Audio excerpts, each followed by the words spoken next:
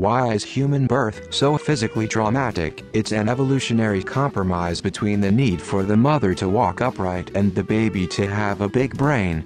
The compromise is an approximate 10% infant maternal mortality rate and a lot of hassle for the survivors.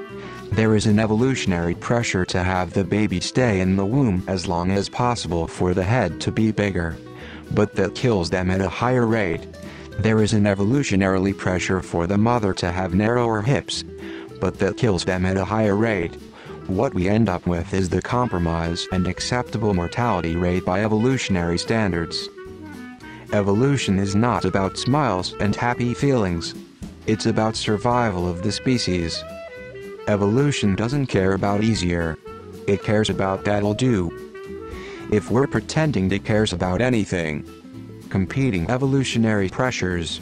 Upright walking is more efficient with a narrower hip, birth is easier with a wider one, and babies need to stay in the womb as long as possible to develop safely while at the same time not killing their mother the majority of the time they are born. People may refer to evolution as survival of the fittest, but in actuality it's more like survival of the good enough. If something is just good enough to get by and keep the species going, then the pressure to change it is minimal and ineffective.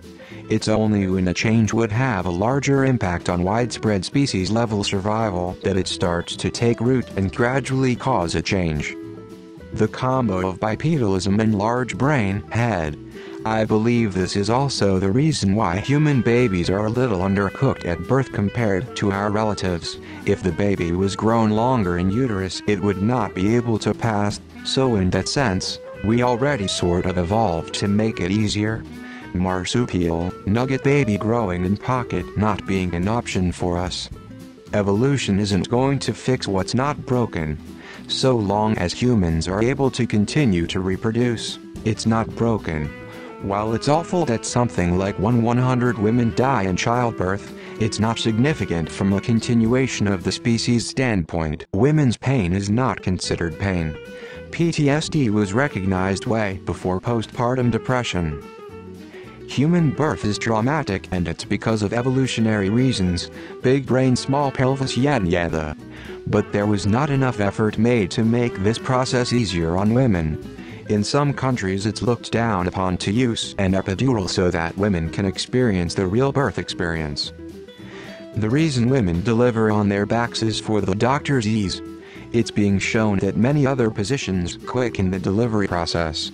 Childbirth kills the mother in a lot of species. For example, an octopus's last job is to protect her eggs until the babies hatch, but as soon as she lays her eggs, she starts dying. But the fact is a lot of what happens wouldn't be as traumatic if we could talk more openly about female reproduction and childbirth, but for decades it's been considered something that's inappropriate to talk about in public or seen as gross. It's hard to normalize something that nobody will talk about. I don't know the exact figures, but I'd wager a fair number of animals died giving birth. I don't think that is unique to humans. We have big heads to hold big brains. Hyenas have much more traumatic births and also have high maternal mortality. Evolution doesn't care if it works perfectly, as long as we're reproducing, that's all that matters. That being said, there is no evidence that humans are born any earlier than other mammals due to bipedalism or head size. When compared to their primate counterparts, we just seem that way because our brains do so much more and grow so much more after birth.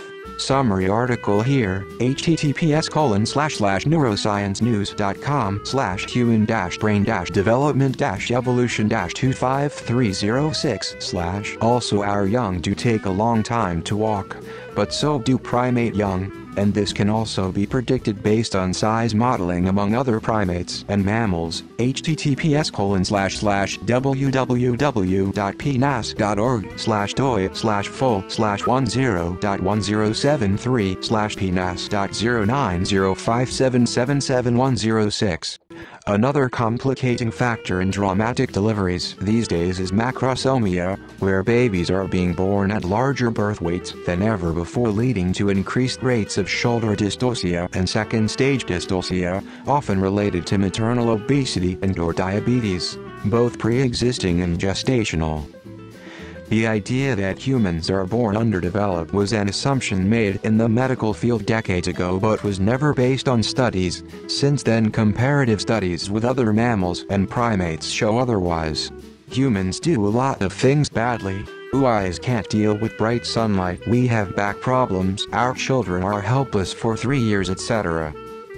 Something forced evolution on us way back in the day. Maybe it was when we bred with the Neanderthals, it fucked us up. Have you seen hyenas give birth? We lose a significant amount of children to childbirth, but if we get through that in infancy, then we're pretty likely to make it to adulthood and reproduce compared to the rest of the animal kingdom. Basically, we have very few babies in total, but invest a lot into each baby, so a high percentage of them survive, at least relative to the rest of the animal kingdom. Maybe hindsight is 20/20, but it clearly worked out for us. We also have always been living in families and communities, so we've always had other humans to help the mothers get through childbirth and raise children, which makes our game plan of invest a lot into each baby even more feasible. It's not always dramatic, because we've been made to think that it's supposed to be. Drama-free birth is possible in the majority of births, but for some reason women aren't advocated for very well with childbirth. That's why you end up with nutjob doulas with no formal qualifications. In some places in the world, those people are the only people that are advocating for the mother to have a good birth. Unfortunately, that can be a dangerous game. The whole thing needs a huge overhaul. Maybe the human race will eventually be born in a machine.